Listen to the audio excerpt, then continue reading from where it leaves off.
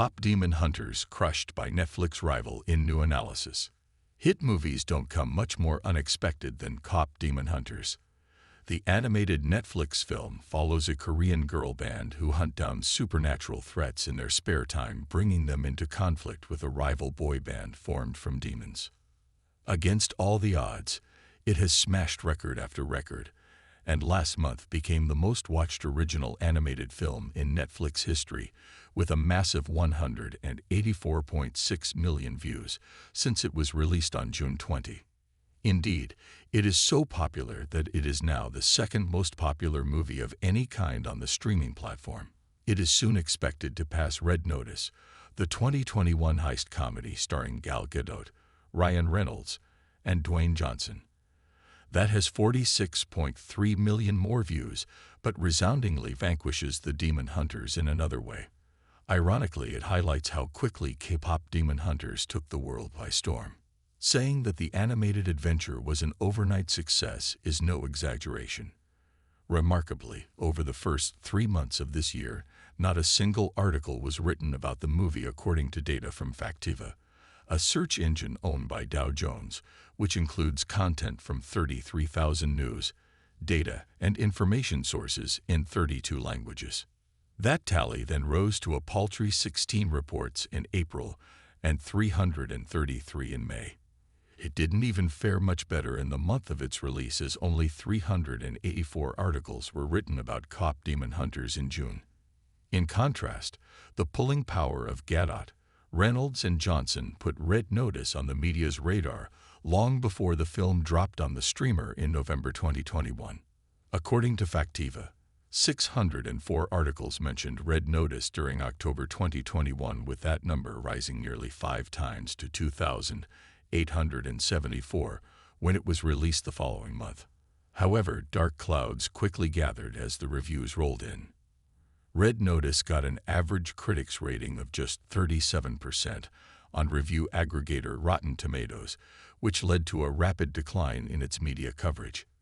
It fell by more than half to 1,165 in the month after its release and collapsed again to 895 in January 2022.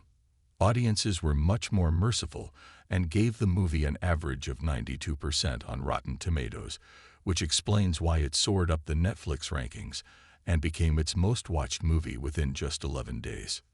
KPop Demon Hunters immediately had a magic touch on both critics and audiences, and there was good reason for this. Although the characters speak English, it obviously had a natural fan base in Asia, especially as it leaves no stone unturned in its depiction of K-pop culture. Some scenes are set at fan signing events and concerts awash with colorful light sticks and placards. They feature perfectly synchronized dance set pieces, but that's just the start. The film's dazzling animation style, slick action sequences, and humor gave it an instant appeal to Western audiences, especially as it has heartwarming central themes of friendship, trust, self-discovery, and staying true to your identity. The attention to detail won over critics, who gave it an average of 97% on Rotten Tomatoes. Audiences were almost as enthusiastic, awarding it 91%, which explains why its views surged.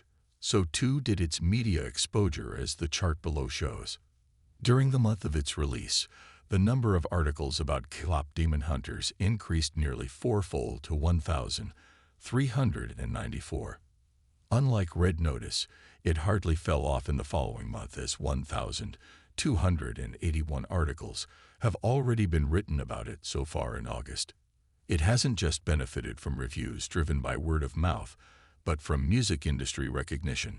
Such was its quest for authenticity that Sony Pictures Animation, which produced the picture, enlisted the help of Teddy Park, known for his work with Blackpink, and Grammy-winning German songwriter Michael Lindgren-Schulz, who has worked with K-pop groups BTS and Twice.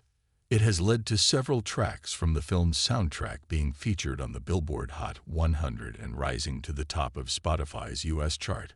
All this has led to the film being mentioned in 3,407 articles over the past year.